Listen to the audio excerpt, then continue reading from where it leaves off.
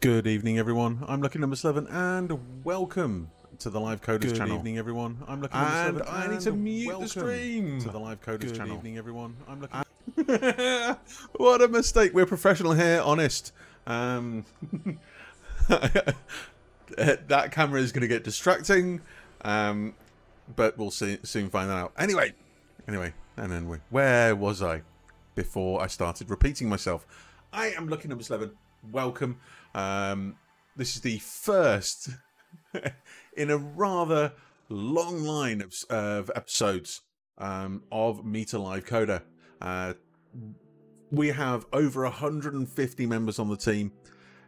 If at the current rate I do 2 a week, it's still going to take a year and a half. This is going to be this. We're in it for the long haul, people.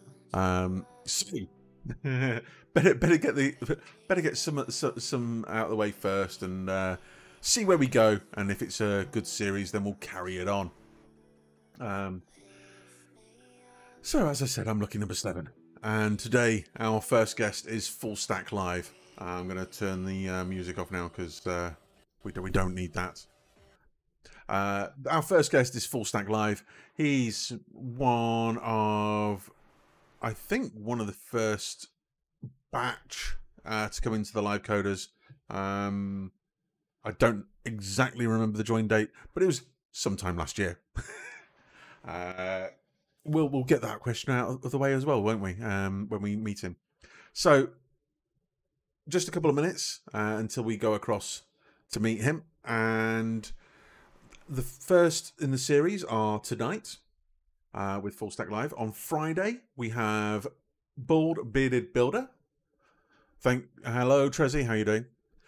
And who is also known as Michael Jolly. We have next Tuesday, so this time next Tuesday, we have C# Fritz, the illustrious leader of the Live Coders, in for an interview for an hour.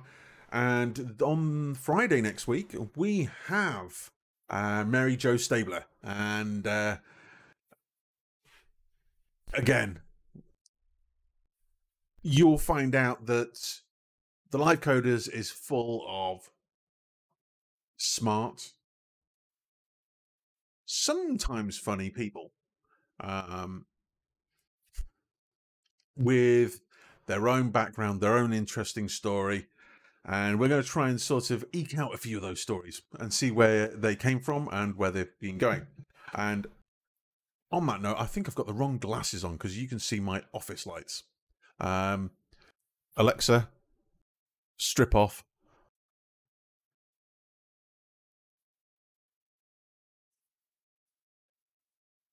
Oops. Right. So on that note, let's go over and meet FullStackLive, shall we? Hang on, give me a second. I'll just select the right scene and then unmute him. So, good evening. How are you doing? Hi, Andy. Greetings to the neighbor island. How are you doing? Not too bad, not too bad. Yes. Lucky enough, I managed to get one of the Live Coders that is almost in the same time zone. In the same time zone, just a slightly different country. FullStack hails from... sorry, are you a northern or an actual island resident? I'm an actual resident of the Republic of Ireland, which is not part of the United Kingdom. Thank you. How are you this fine evening? Is it nice and warm over there? It is. I'm doing excellent. It's a nice warm evening. Spring has finally arrived, and so far I had a pretty good week. And yeah. Did you have a good bank holiday weekend though? Yes, I did. There we go. Got myself an e-scooter over the weekend and rode it around as far as we are allowed to ride, and had a lot of fun with it. Excellent, excellent. Right, so I guess we've got, what, 55 minutes or just under that. We're going to probably go about 45 minutes and then just round it off with a few questions maybe from the chat. We've got It's Listening and Trezzy codes in there right now. So first things first, you've got a name down there. Tell everyone who you are and what you do. So, as you probably can tell from the name, I'm not actually Irish. So I've moved here with my family in 2013 from Germany.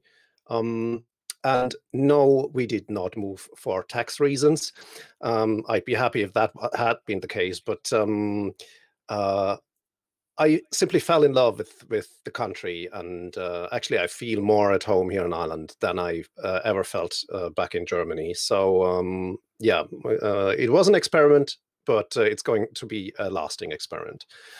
On the work side of things, I'm the CTO of a small company. We do managed hosting for high-performance websites. Our customers are mostly web agencies who run big websites for newspapers, for magazines. We host the website for Doctors Without Borders, for example. Websites that for some reason need to be online and need to stay online. For example, if there is a humanitarian crisis and people want to donate to Doctors Without Borders, that's, of course, the time the website needs to be up. And in between, it's not much. So that's what we specialize in. We are only a handful of people, and that's why we need to automate a lot of stuff, which is what I'm doing on a daily basis. It's basically wrangling 560 Linux servers and to make sure that they stay online. Excellent. So I actually didn't know what you did for a day job. That's pretty cool. And Very interesting. Sort of. I assume you're seeing a lot of sort of basically scaling information, and that's how you wrangle those servers. And are they cloud-based or physical? Yeah, that's pretty much it. Scalability and availability are the two things that are most important to our customers. And that's why we put a lot of work into our infrastructure, which runs on dedicated servers. So it's a lot of bare metal machines that run some kind of virtualization or containerization. And it's all about, first of all, automating everything, and then pulling in a lot of data from these servers to see if everything is healthy, if websites need to be scaled up, things like that. So we are, I'd say I'm 80% on the ops side of the DevOps thing. Yes, no, I get that. Right, so Surly Dev, is my audio any better? Sorry about that. It might have been the fact that I'm running through RTX Voice, which has been a little bit off recently. Okay, give me a quick second. Just your left ear. What's going on here? Sorry, folks. You know, technical glitches on the first one. Oh, okay. That seems interesting.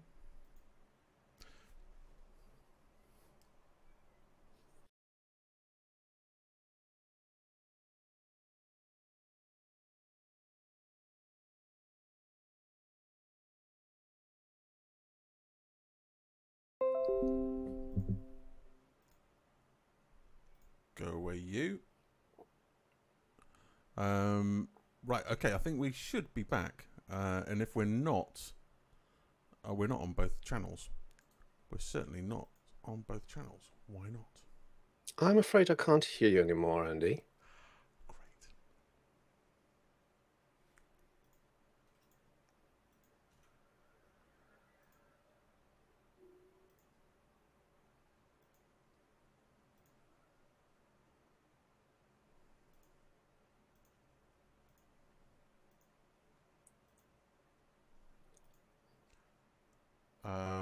Can you hear me now? I can. Excellent. Give me a second. I just need to mute certain things. There we go. I think I'm only on one channel though, which is a bit interesting. Thank you for that raid, Kev Griff. How are you doing this fine evening? I think I've got a little issue with my audio, which is lovely. Why am I only coming through on left channel?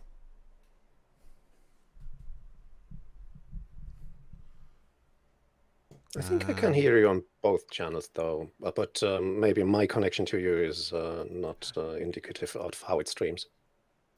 Yeah, I think it's, unfortunately...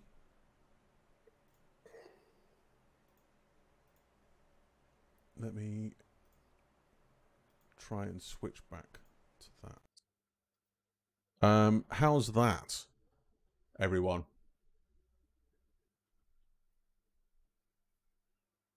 Got it. Thank you very much. Sorry about that. It's a little bit odd. I need to fix that for next time, obviously. So, we were on with a bit of chat. We found out that you're running basically a nice little server farm going on for some rather big organisations. Indeed. And from there, so as a live coder, we know you've taken your current role, maybe, and you do live streaming. So what sort of got you from where you were until when you started streaming, and how long have you been doing so? Actually, I more or less started by accident.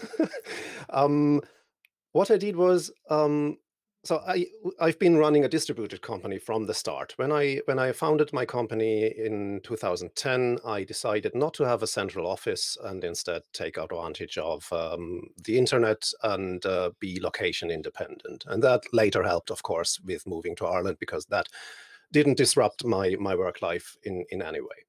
Um, Also, our servers run in some distant data center anyway, and so it really doesn't matter from where we work. We just need to have a stable internet connection, and that's it. However, what I found was that I found it hard to share my experience of more than 30 years now in coding and sys administration and things like that with my team. And since we also hired junior people, that became an issue, because I felt sometimes, I'll be honest, sometimes I felt, well, it'll take me longer to explain that to you than doing it myself. So we are all short on time, so I'll do it myself. And of course, obviously, that's not sustainable. So I was looking for ways to share knowledge, to discuss approaches, things like that. And of course, there's pair programming, so that's something that we did. We tried several solutions. I can remember that. What was it called? Screen. Was it Screen Hero? I think they later got acquired by Slack, and Slack then completely dissolved the product and drove it into the ground. So it was a nice solution to share video and desktop, and even share access to mouse and things like that. We did that for a while, where I had regular appointments during the week where people could join me doing work and watch, basically peek over my shoulder, and we would discuss what I'm doing and things like that. Then it turned out that not everyone had time at these scheduled slots, because there were urgent support requests or other stuff that needed to be done, deadlines looming, things like that. So I thought, well, okay, now back then I think we already were using Zoom, so there was a feature to record things. But when I was about to implement that, I thought, wait, there are solutions for broadcasting what you do, sharing it with other people, have a recording generated automatically, and be able to reach people with what you do. And when I started thinking about Twitch, I realized, okay, I can even extend my audience beyond my own team, and in true open source fashion, pay back what I'm benefiting from so greatly, and be able to share what we do with other people who might not be as familiar with things as we are. And that basically got me onto Twitch. I just looked up my account age earlier, before our session here. So it's a little bit over 2 years old. And yes, when I realized that there was a group of like-minded people, I joined the Live Coders summer last year. Excellent, excellent. And yeah, it's so strange to think of, like, I've I've been on Twitch for quite a while, so my account age is somewhere around the September 2010 mark. Um, when it definitely wasn't Twitch back then. Um, so when you think of, that's when I did my first stream, it was a game stream, and then I went on a 7-year hiatus Okay. of not doing any streaming whatsoever. And then the way you get into it is very interesting, because you just sort of, you just sort of fall into what you do as your day job. Well, I did anyway, because I was doing a bit of gaming, and then Revlo, which used to be a chatbot about 3 years ago, they said they were shutting down because they couldn't afford the servers. So I went, right, I'm going to make my own Twitch bot. Hang on, why don't I make my own Twitch bot on stream? And then that was it. Never looked back. And as you say, it's such a good way to give back to your peers and give back to others and sort of educate them. And something that you talk about a lot is educating yourself as well through doing it. Definitely. I'm learning as much as the people that watch me. Mm. Especially if you're doing something new, like just a completely new language. You go, why don't we try this today? Can happen, but rarely in my sake, because I just go, oh, this is scary, and go back. I actually gave my different streaming scheduled days topics, and tomorrow is going to be Exploration Wednesday, so I'll have to pick something that I'd like to explore, and that is going to be new to me, and that's what I'm going to do on stream tomorrow. Ooh, have you got any ideas of what that's going to be? Not yet. Just look it up tomorrow at like 5 minutes for full stream. Well, that looks good. We'll do that. We'll do that. Yeah. Obviously, again, everyone, professionals, we do this quite a lot. So that's how you got into streaming, and that's why you keep on doing it. And of course, you joined the Live Coders.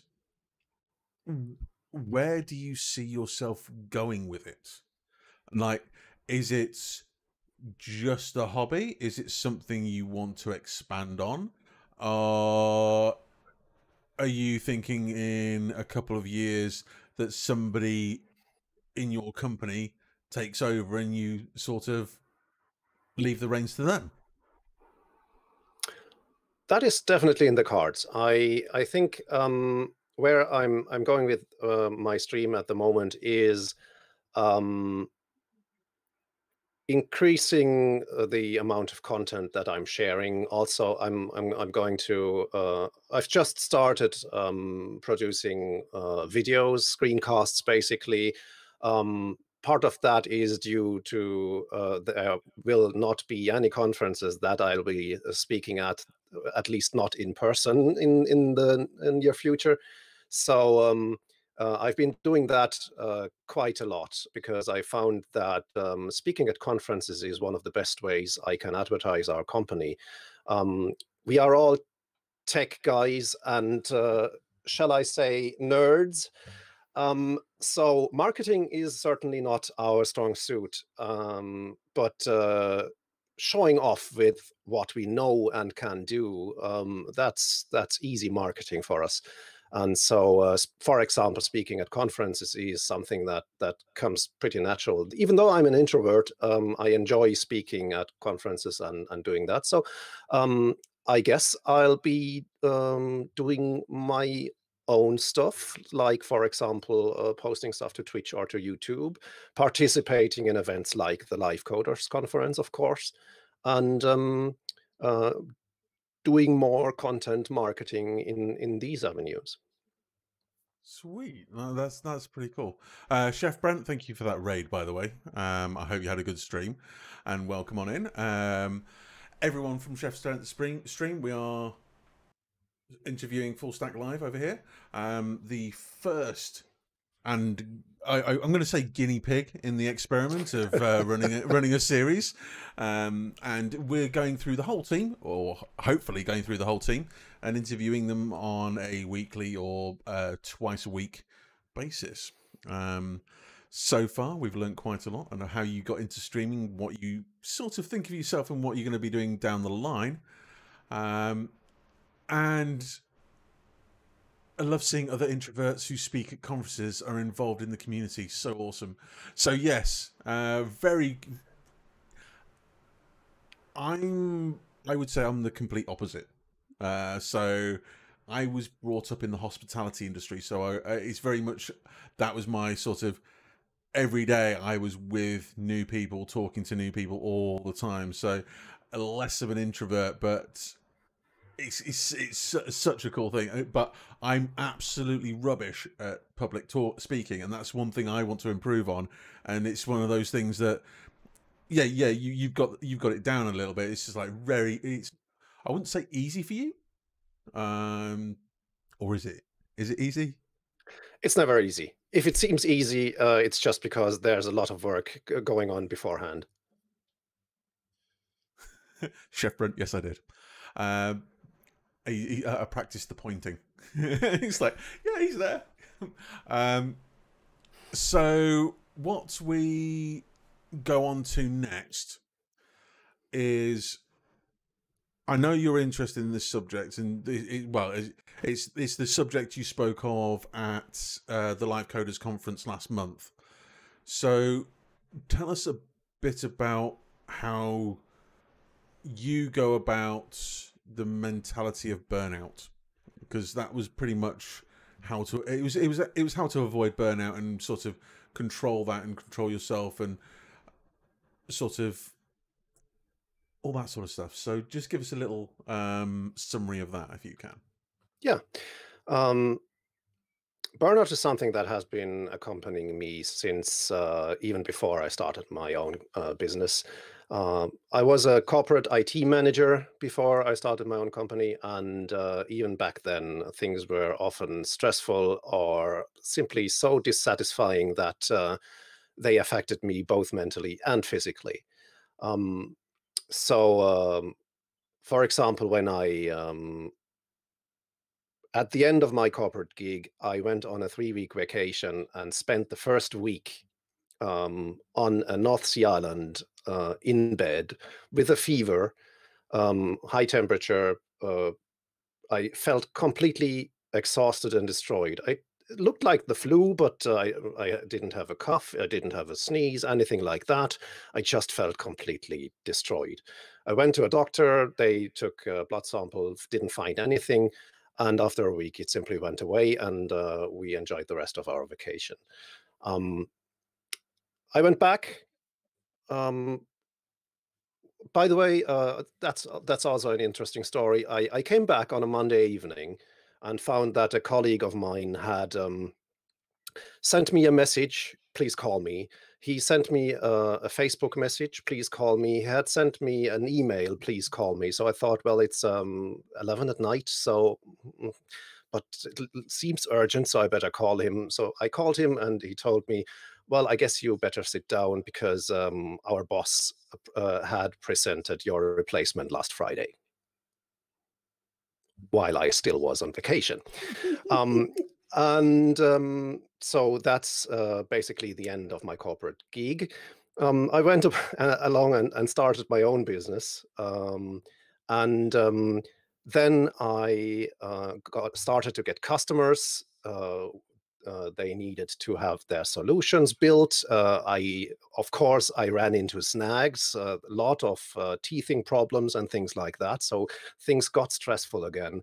And look at that, high temperature again. And that's when I realized, okay, that's not a virus. That's simply my body telling me that things are getting too much. So that's basically how I learned to be more mindful of myself and look at how I'm feeling and how that can predict my own performance. And of course, as someone who leads a company, I also had to deal with that with employees who were overwhelmed, or maybe they had personal things that were occupying them. And so I read a lot of about these things, and found a lot of good advice both on the web and in literature. And that's why I chose to not give a technical talk at the inaugural Live Coders Conference, but a soft skills talk about this particular topic. Yes, and it was well received. Thank you very much for that. It's that first conference was, I'm going to say proof of concept, but it just ended up being much more than that. And sort of thank you for being a speaker on that. That was amazing. So we are quickly burning through our time. We have got, well, so we still got a good got a bit of time left. But so we're gonna sidetrack completely out of the atmosphere. What do you do that isn't sat in front of a computer? Do you have a hobby? Do you have something that you do where you're not sitting at a screen? Have you got any of those? Not much, to be honest. I think most of the time I spent away from the screen is time with my family. And apart from that, there is a problem, and that's I've made my hobby my work. And so I basically ran out of my major hobby, which is computers, and always has been computers. I've been programming since 1984 when I got my first Commodore VIC-20, and that was basically the beginning of a long career, a long line of machines and stuff that I've been doing. And now I'm getting back into machines of that age or even older. Some of you might actually recognize the PDP-11 back there. That's a mini computer from the 1970s. Not that particular thing. That's a replica based on a Raspberry Pi, but it actually works as a PDP-11. And that's what I do on my Retro Saturday streams, where I do actual basic programming this machine.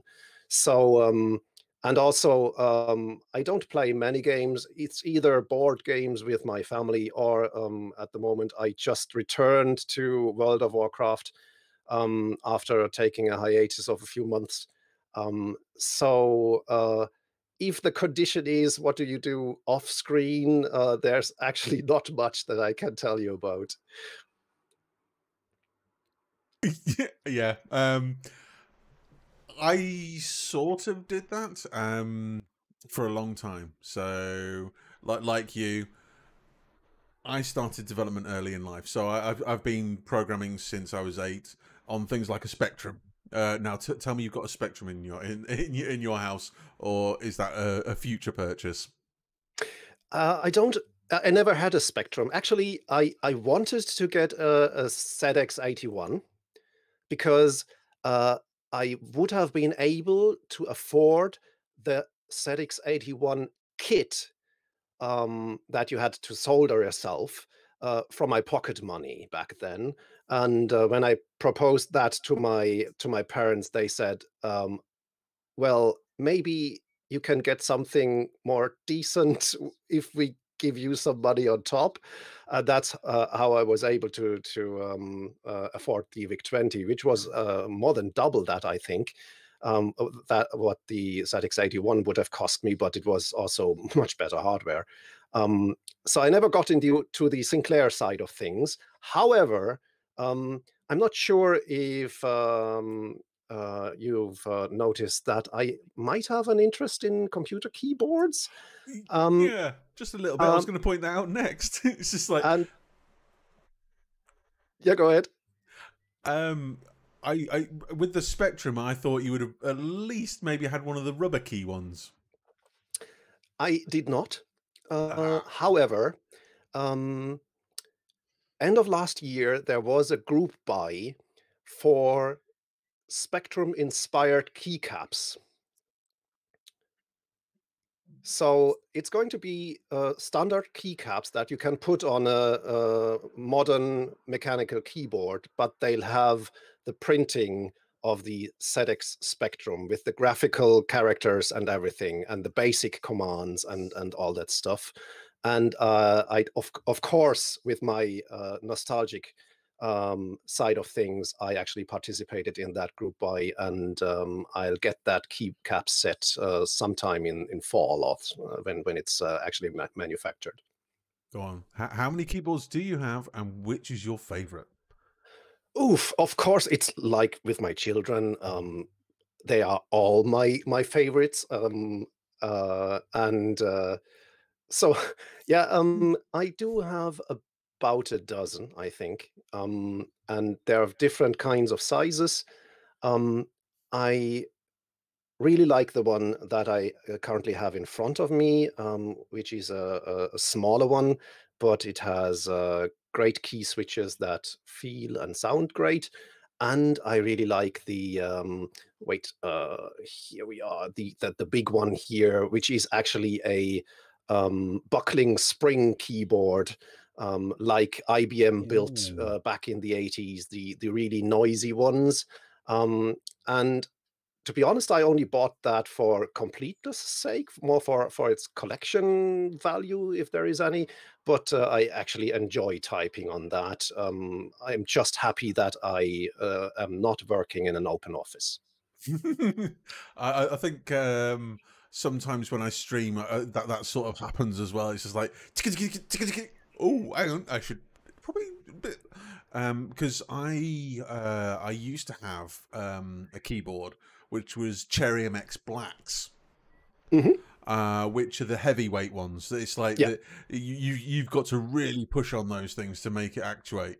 And I used to love it because it was really nice. And then I went down to I'm on browns at the moment, which are really soft, and it's just like, oh no, stop. Although fairly quiet compared to blues and stuff like that. It's just I'm not a keyboard aficionado like some of the live coders are, but no, I do enjoy a specific key, as it were.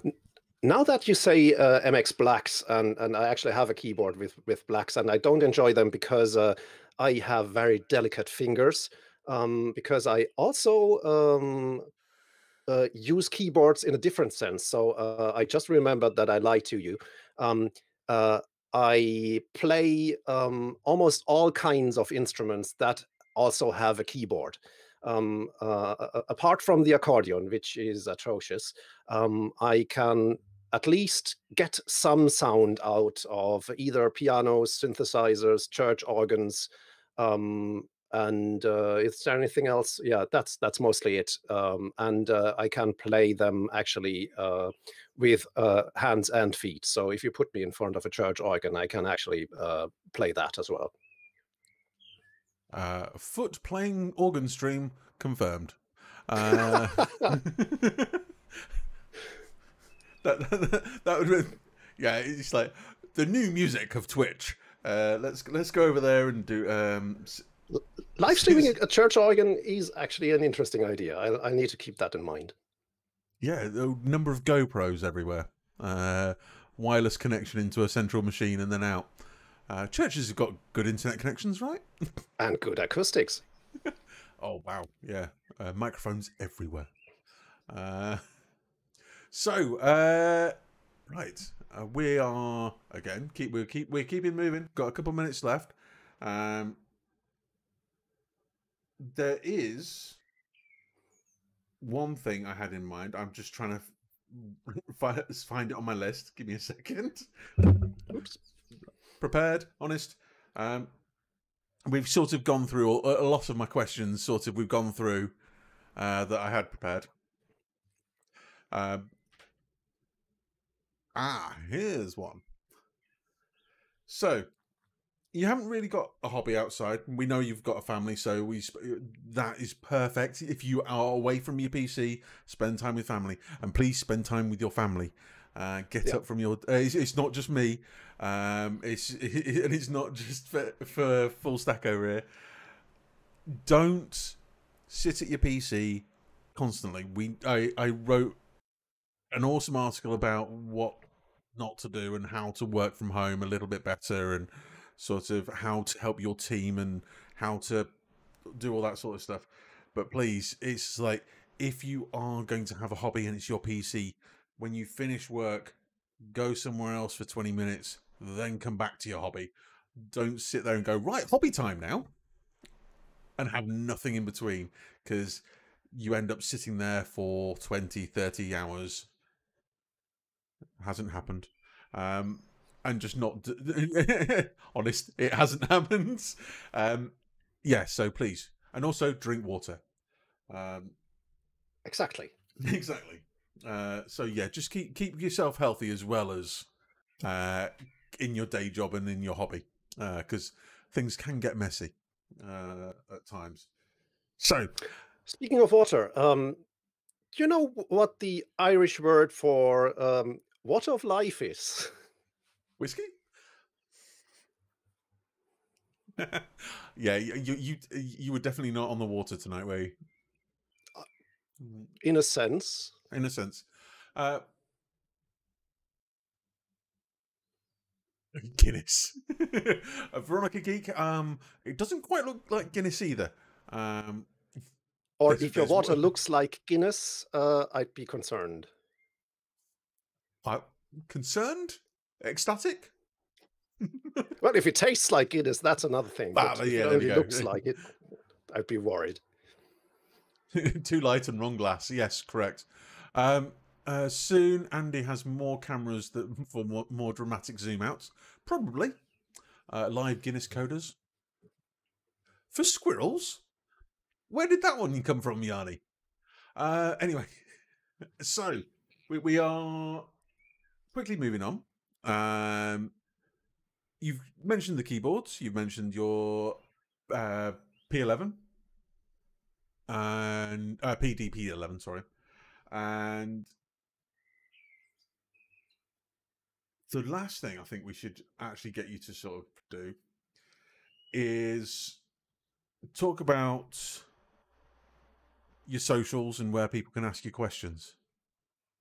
Of course. And you can basically see them on screen already. I'm moderately active on Twitter, where you can find me as gwiz, and my personal homepage is gwiz.dev. And well, from there you can jump off into all kinds of directions. My GitHub account is gwiz as well. I try to be quite consistent with my naming, and I'd be more than happy to answer there. And of course, there's twitch.tv/FullStackLive, where I'm on Tuesday afternoons, Wednesday afternoons, Friday and Saturday afternoons. Excellent. Right. We are running a little bit early, which is absolutely fine. What I'm going to do is ask our first guest to ask me a question. And then there's one more thing I want him to do, but that is after that. So go ahead and ask me a question.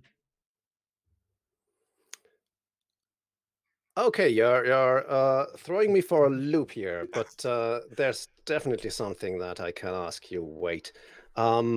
So how long did it take you to recover from your Live Coders Conference marathon production session? 6 hours. 6 hours? Yep, I turned off the stream, went to bed, woke up at lunchtime. And that was it. And That's impressive. I was a little bit sort of hungover, as it were, but I was back to it, and it took a couple of days to actually feel normal again. But the sort of initial burst recovery is fairly good with me. All right, so you didn't fall into a 26-hour coma or something like that. No. I've always been to sort of bounce back really quickly from sort of either illnesses or just like hit brick walls. Is sort of just like, there you go, bounce back. But nice question. Now, is there anything?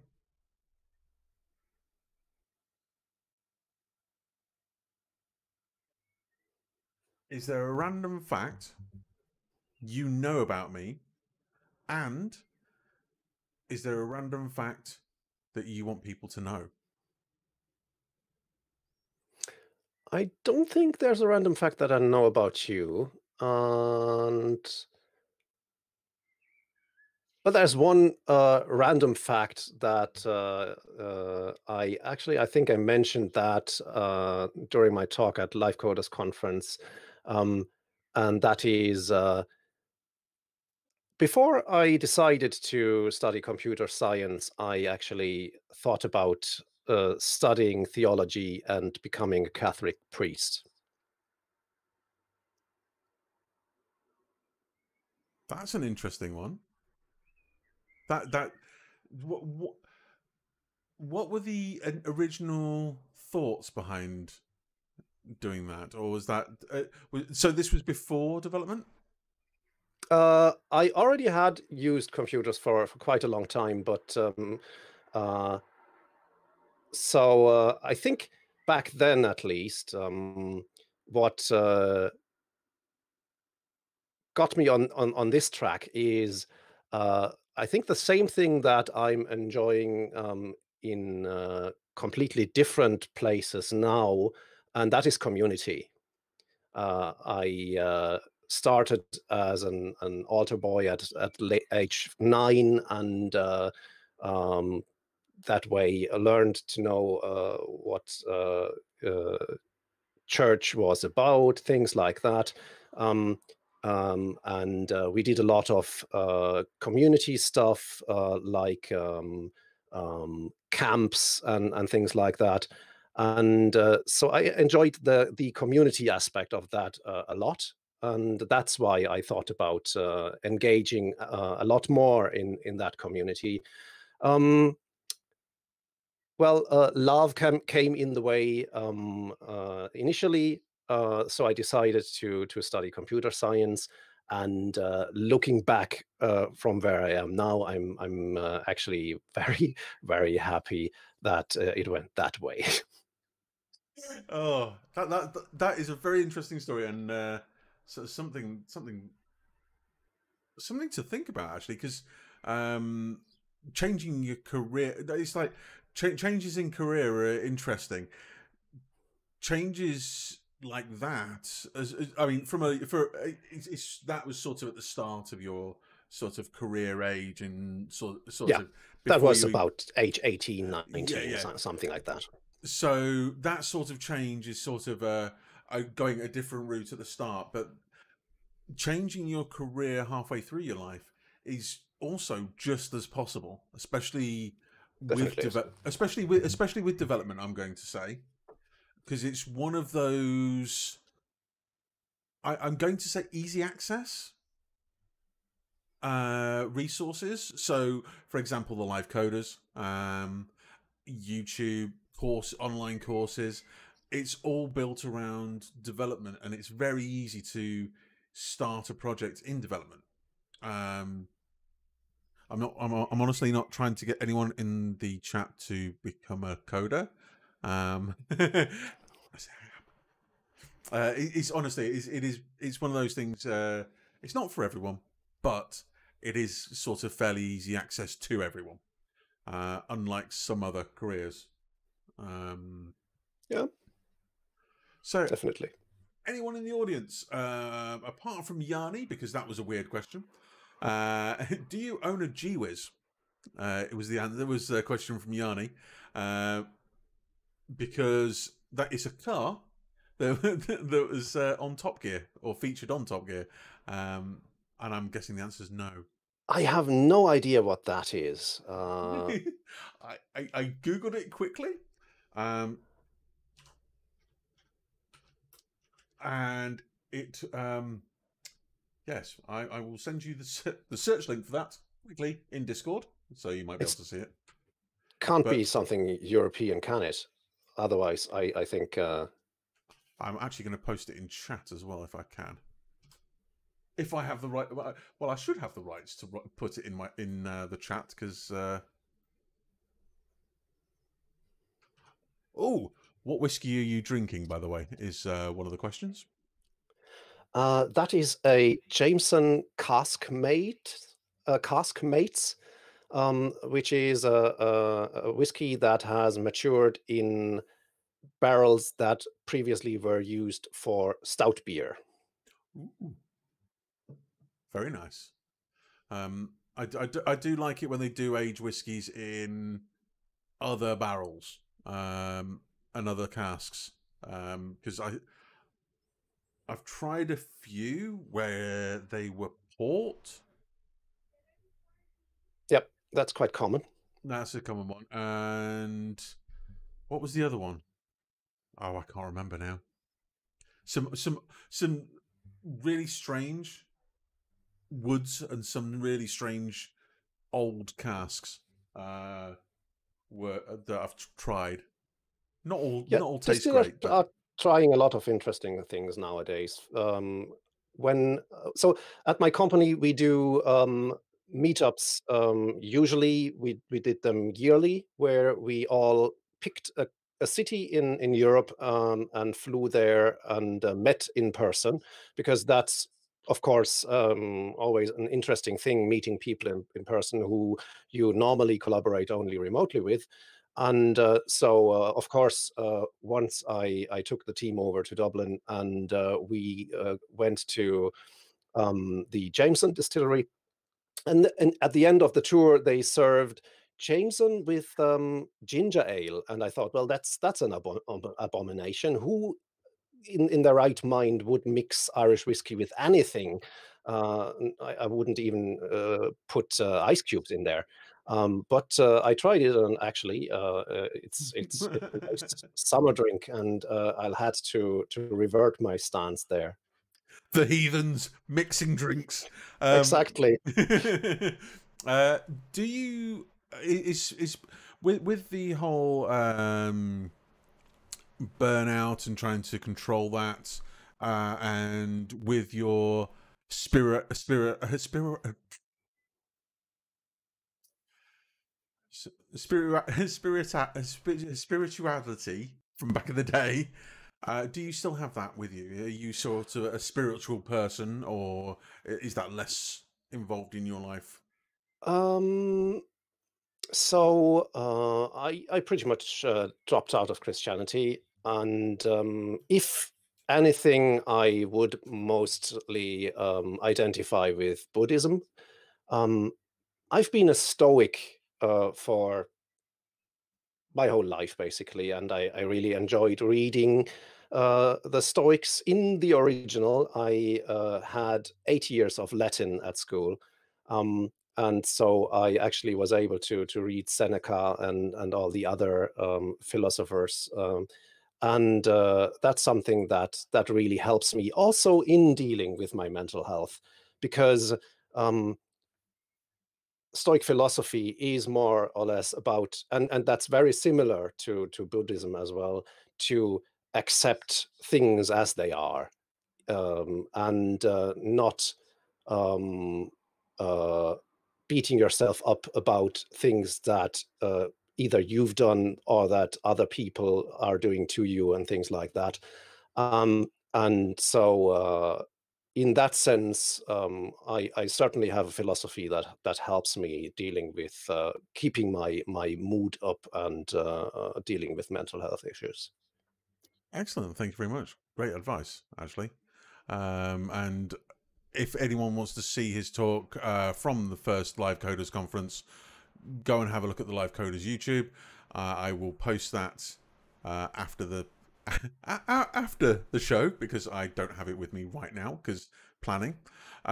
So, any last words before we leave the crowd?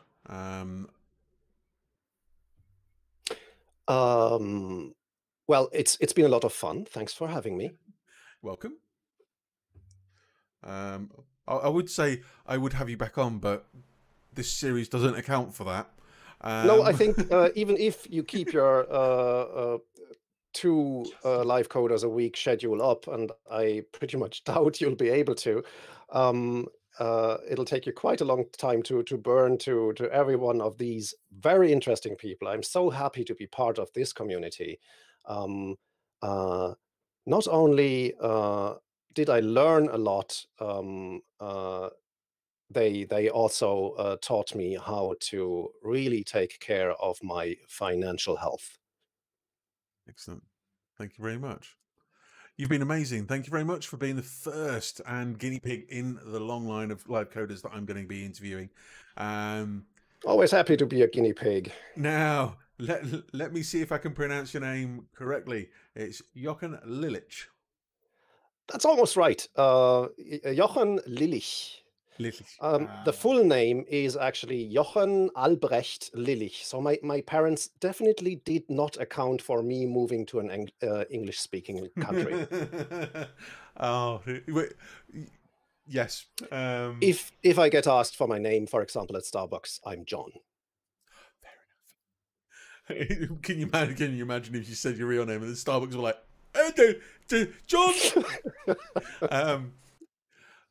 So thank you very much. You've been amazing. And I will say goodbye for now. Thank you. Thanks. It's been a lot of fun. So everyone, thank you for being here for the first episode of Meet a Live Coder. We are leaving now. You will find this video up on YouTube, hopefully within the next couple of days. You've been amazing. I've been Lucky Number 11, and we are back on Friday with Bald Bearded Builder, aka Michael Jolly, and we will be seeing what he has to say in an hour of interview-ish. I need to write up a few extra little bits because I ran out of stuff at the end, if you couldn't tell. So, on that note, bye for now, everyone. We're going to raid somebody, so hopefully you'll stick with us while we do that.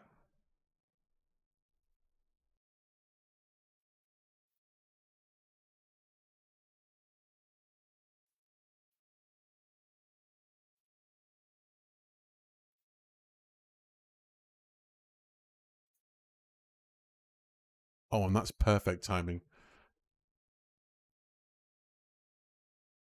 We are going to raid